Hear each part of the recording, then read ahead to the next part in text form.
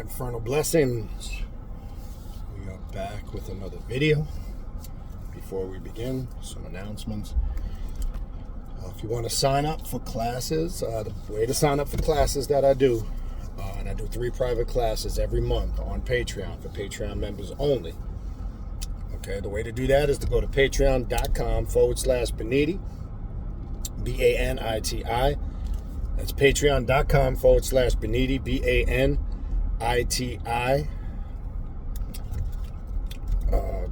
Tier 3 is the tier you want to join. Tier 3 gives you access to all 3 of the classes that I do every month on Patreon for Patreon members only, in addition to the group ritual we do at the end of the month. It also gives you access to all of the classes in the archive, not just from the day you join moving forward. You get access to all the classes in the archive, the ongoing series, and counting and still going. Luciferian Magic and Self-Mastery, Clepoptic Sorcery, Ancient Egyptian Vampiric class, Sith Dark Side Alchemy and Philosophy class, Shadow Work class, 18 Deep and Counting, Esoterical Occult Bible Study class, Kundalini Meditation and Awakening class, Eastern Left-Hand Path Occult class. I mean, the list goes on. Just added a new ongoing series, Dark Witchcraft and Sorcery class. We just started that last week. So you get access to a large amount of classes in the archive. And also, again, on Patreon, we go in depth as far as it's more detailed. It's ritual work, exercises, group interaction, and I talk about things there more in depth than I would openly here on YouTube. And plus, you get to fellowship with some other practitioners that are on the path of self-mastery, the occult, the left-hand path. So again, the way to get in on the classes, patreon.com/Baniti, Baniti, tier 3. That's the tier you want to join. If you're interested in a spiritual reading or a consultation, I offer various different readings, Clepoptic demonic readings, shadow work readings, which is always a great place to start if you're looking for a sense of direction, and not just a great place to start. It's always something you should be doing, uncovering the shadow and the hidden self and working on improving yourself to see what's going on around you, going on in your life, what you might be struggling with, this, that, or the other. All right. Santa Muerte readings, Egyptian deity readings. Shoot me an email and I will send you a list of readings I offer and how you can book a spiritual reading or a consultation. Shoot me an email at khnum19@gmail.com. Journey of the Black Adept Conference, 6th annual. We are just about a week away, officially today, of the recording of this video. So it's right upon us. We are right there, people. Got one more week. You can sign up until the day before, just so we know you're coming. That's the cutoff date. So if you want to sign up for the 6th annual Journey of the Black Adept Conference, which will take place from October 19th to the 22nd here in Hollywood, Florida at Cultural Expressions. There'll be classes, workshops, speakers, rituals, the big group rituals on Friday and Saturday night, and some other rituals also during the conference. Socializing, a dinner on both nights, Friday and Saturday, and then I top the event off on Sunday with a question and answer Q&A session, noon to 4 p.m. on Tuesday the 22nd.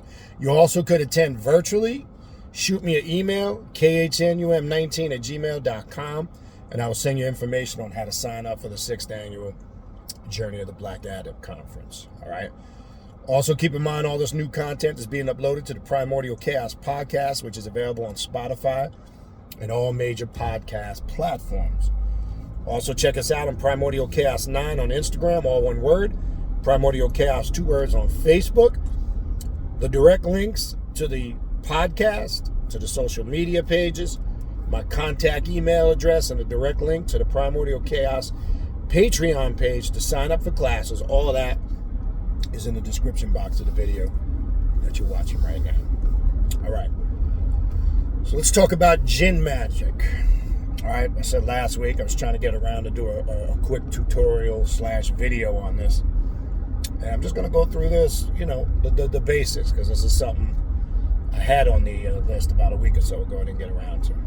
So let's talk about it. Now, as I've said before, and I know some of you feel the same, working what we call Eastern mysticism or Eastern left-hand path occult, when you're dealing with that region of the world, whether you're dealing with some of the areas in the what we call the Middle East or Northeast Africa, Sufism, and working any of those spiritual paths has always, in my own personal love and experience for it, has been a passion of mine.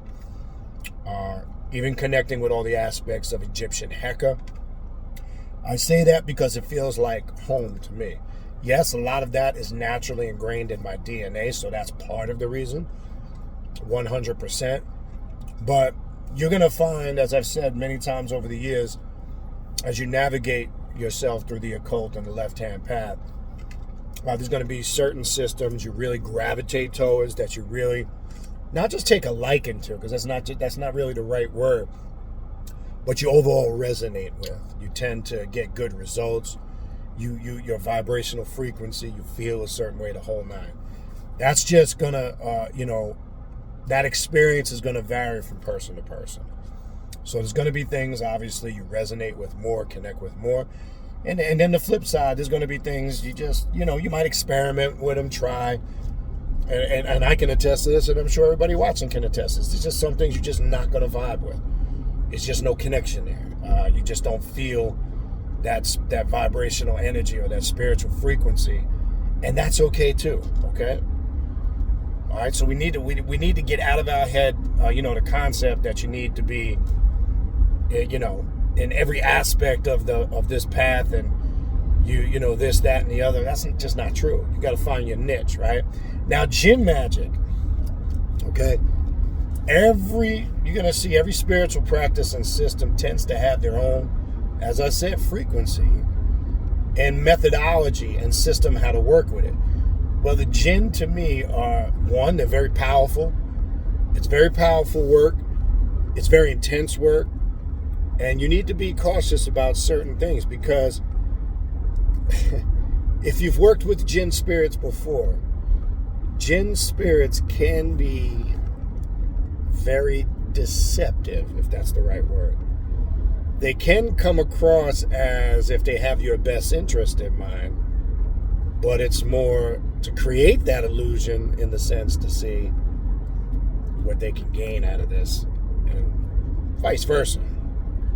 So let's talk a little bit about working with the jinns, invoking the jinns, doing magical rituals with the jinns, some do's and don'ts, some things you need to be aware of.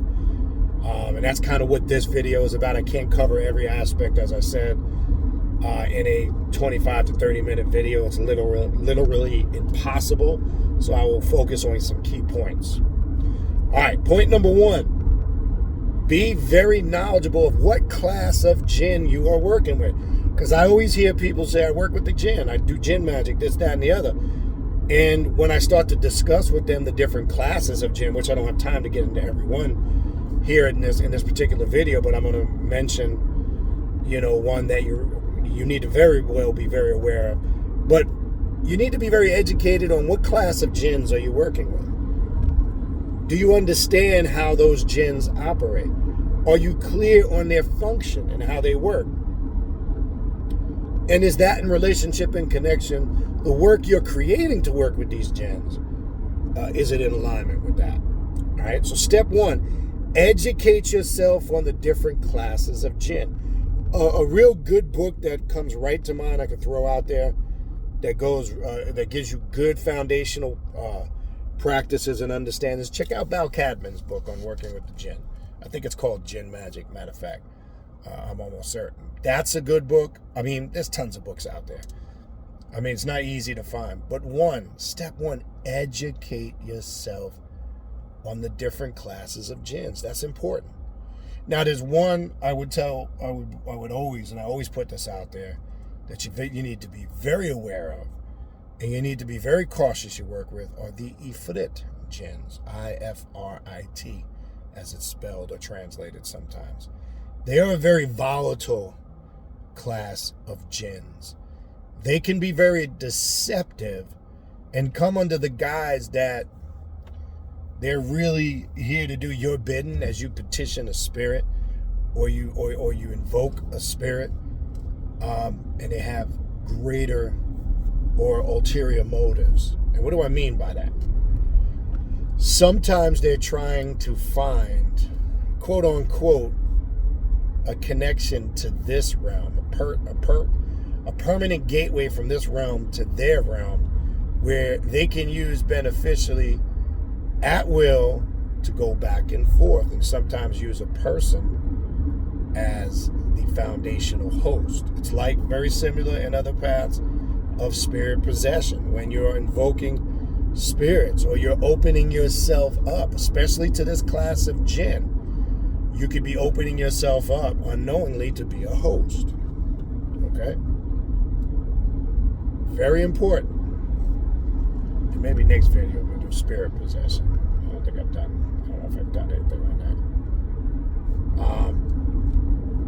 But the point is, they are very volatile classes of jinn. So when you're opening up portholes and gateways to connect with them, make sure you're aware, because the next step is going to be very critical. Okay? And that next step I want to talk about is how you work with the jinn. What kind of methodologies and practices are you using? Now, I can share with you, I like to use the black mirror. I like to use forms of mirror magic to pull jinns through the obsidian mirror. That is a very powerful, effective tool. Invocation, obviously, which can be used across the board in a lot of paths. But outside, to me, the most powerful method of working with the jinns and summoning them, invoking them, whether it's for spirit possession, whether it's for specific reasons, or it's for specific aspects of what you're working the ritual for, mantras and chanting are the most powerful form, in my opinion. There could be other practitioners out there. You might have your own opinion, and that's fine. So I'm making that clear. In my opinion, mantras and chanting. Because, as we know, invoking spirits, demons, gods, and goddesses, the importance of sound, tone, and frequency through the aspect of mantras and chanting is a very powerful factor. Right? Because what tends to happen is you, through sound and vibration, you open portholes, you open dimensions, you open gateways, not only to other realms and dimensions, but also within yourself. And once that merging or infusion takes place, when that's happening simultaneously, and usually some of the signs of it coming on, as I said, when you're doing mantras and chanting, right on the bridge of your nose, and obviously right over here, what we call the brow chakra or the third eye, starts to tingle and vibrate. And how you kind of get to notice this, whether you're doing it solo or whether you're doing it in a group, it starts to sound as if there are a lot of people in the room doing it with you, almost like a large group or chorus of people. Because what happens is, once you hit a certain pitch of sound, and once you are able, through that pitch of sound, through the vibrational frequency of it, you tend to open up what we call the doorway to these spiritual gates. And this is how the jinn like to enter. And you can feel their presence around you, sometimes within you, and if you're calling them obviously for spirit possession, sometimes on that level, right? So whatever methodology you use, invoking the presence of the jinn, drawing them to your abode, whether it's within you, around you, however you're trying to connect yourself to the jinn, be very, again, conscious and aware of what class you are working with. And once you pull them through, here's the other thing, which leads us to the next step, that this is where a lot of people fuck up, okay? If you're pulling a jinn, let's just say through a porthole or a dimension, or you've summoned them to your abode, or you've pulled them through the black obsidian mirror, it's very important you make clear when you're finished and you send them back the same way you summoned them. Why is that important? It's very important. Because I can tell you over the years, from people reaching out to me with not good, but bad experiences they had after doing work with the Jinn and not doing any type of ritual sending, not doing anything in the ritual of formally sending them back the way they summons them. Okay? Because what you can do, especially with Jinn, now this can happen really across the board with a lot of different spirits. I'm just going to be honest with you. And you should make that, when you're done, you should make that clear acknowledgement in your ritual work with any spirit. But it's a little bit different for the Jinn.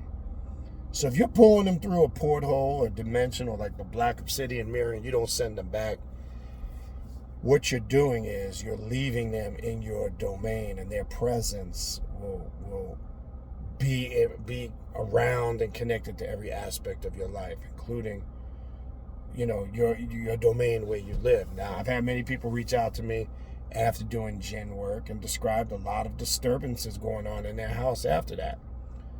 Shit that never went on before, clear-cut, unusual shit, not just some vague shit, not just, something you could read into too deep and make it sound like it's something. No, obvious, if you want to call it paranormal, I don't even know if that's the right word, but if you want to call it things out of the odd happening, clearly.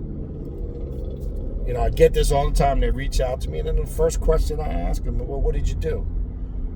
And they say, I worked with the Jinn, I did this, that, and other.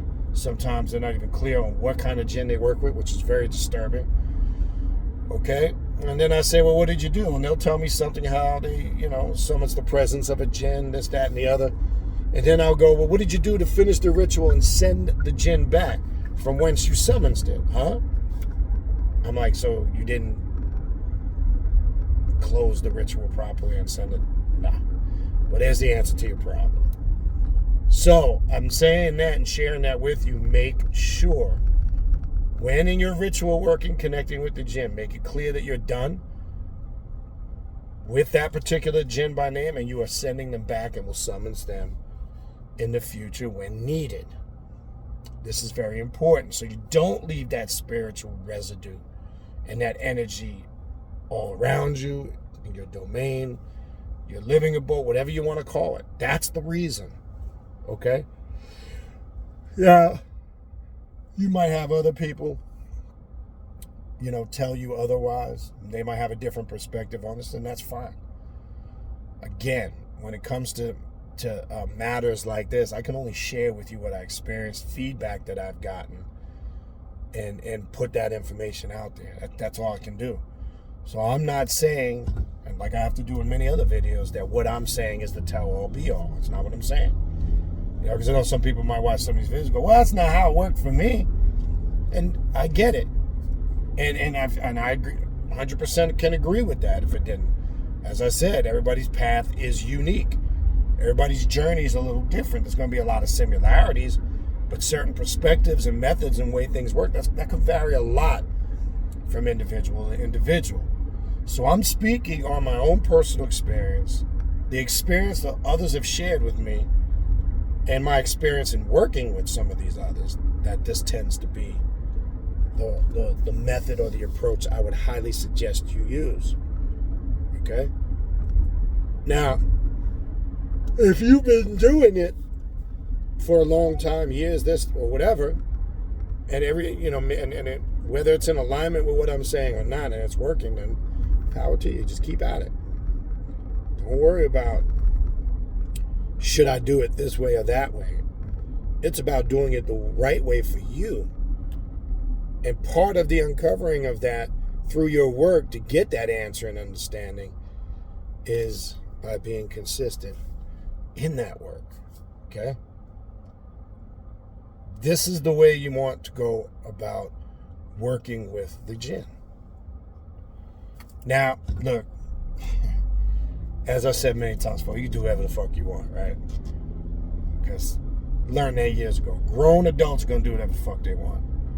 So, I'm not going to sit here and tell you, and neither will I ever do that, tell you what you should do and not do. I don't do that. Okay? I clearly put information out there. You utilize it how you see fit and how it's going to work for you. And don't worry about, well, I heard you say in this video that you should do this, that, or the other, but I've been doing it like this and it's working. Then leave it alone. That's what I understand when people reach out like that. If you have a method of doing something that's working, and it's working beneficial in your favor, it's not causing any problems, and this, that, and the other, then roll with it. Don't worry about it. You got to understand, on this path, there's no 100% right way to do something. Okay? It doesn't exist. That's why I love that saying by Nietzsche. Okay? It doesn't exist. Okay? The only right way to do things, in that saying, like he says, you have your way, I have my way. As far as the right way to do things, it doesn't exist. Find your niche. Okay? So I can only put information out there on topics like this through my experience. Okay? I'm not saying, again, and I have to always make that disclaimer, I'm not saying that what I am saying is the tell-all be-all on this subject or any other subject I do in these videos. I can't give it. It doesn't matter what path you're on. Nobody can give you all of the answers. You're going to have to figure out some of those answers for yourself. Okay? So, back to the subject to finish up as we wind down this video. Okay? Be very knowledgeable on how you work with the Jinn, okay? Be very aware on the different classes of Jinn you are working with. Again, Bal Cadman's book, Jinn Magick. I'm almost certain that's the title. If you want a straight-to-the-point tutorial to get the foundational basics, get that book, okay? That will be a good starter book for you to educate yourself on what you're dealing with. And he talks about some of the stuff that I'm talking about here. The things you need to be aware of, okay? You definitely, that's step one. Not an option. Okay? Because doing that, making yourself aware, is against that old saying, no one's half the battle. Because you'll be surprised how many people I talk to, again, when something goes quote-unquote wrong or haywire, it's usually the simplest fucking things. And they always think it's something deep or something heavy or something, way out there, complex, and it's not. Sometimes it's just some basic, careless bullshit that could have been prevented if you took the measures to do that. Okay? So, if you're thinking about working with the Jinn, I'm not talking now to so-called practitioners who do and you have experience. If you're somebody new and maybe you're reading about the Jinn and you're very interested in it and you want to start working with it, okay. The other questions that come up, what are good beginning practices? Okay? I would just simply say basic mantras or chants with the name of the particular Jinn you're working with and focusing on what it is you're trying to accomplish with that Jinn is a very simple but yet effective practice. I wouldn't start with full-blown invoking or spirit possession. To me, that would not be a good thing. Okay? So try simple, basic chants or mantras using that Jinn's name and seeing how you can connect with the power and the energy of that particular spirit. And sometimes from something like that, it leads to the next step or the next process of taking that next step in working. Highly recommended. Okay? If you're looking for something, again, that's for people who have never worked with the Jinn. Like, what would be a good starting practice? That would. Okay? That would. So these would be some of the quick steps in this short tutorial that I would suggest that you need to be, knowledgeable of when working with the Jinn. Okay? I mean, there's more I can go into, but again, that's not what these videos are for. These are just quick tutorials to help and assist you with the foundational understanding of what this path is about. Okay? So, well, let me throw in one more thing. It's a good beginning foundational practice. This is simple, and this is something that used to work for me going years back when I first started connecting or doing any spiritual work with Jinn. Drums are another powerful tool to connect with the jinns, especially like the rhythms of Northeast Africa, or what some would call like Arabian belly dance music. I'm just using it because if you're familiar with like belly dance drum music, that's a good music to use ritualistically, whether moving around or dancing or focusing in a meditation, because those type of sounds and that type of music and tones from that type of music are very powerful in connecting also too with Jinn spirits. So I want to throw that out there as a second beginner or foundational practice. All right.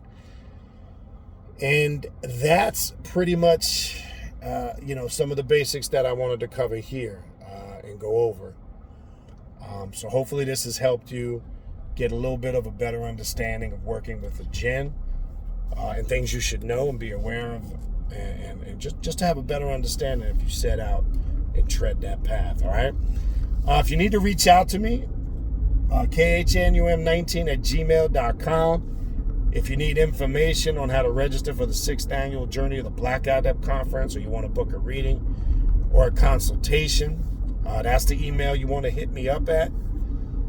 Don't forget to check out all this new content also being uploaded at Primordial Chaos Podcast, which is available on Spotify and all major podcast platforms. Don't forget to check us out on Instagram, Primordial Chaos 9, one word. Facebook, Primordial Chaos, 2 words, on Facebook. And my contact email address, the direct link to that podcast, the direct link to the social media pages, and the direct link to the Primordial Chaos Patreon page to sign up for classes. All of that is in the description box of this video that you are watching right now. All right, having said that, that's going to wrap it up for this segment, or whatever you want to call it. I'll see you guys on the next video. Infernal blessings, and we will talk soon.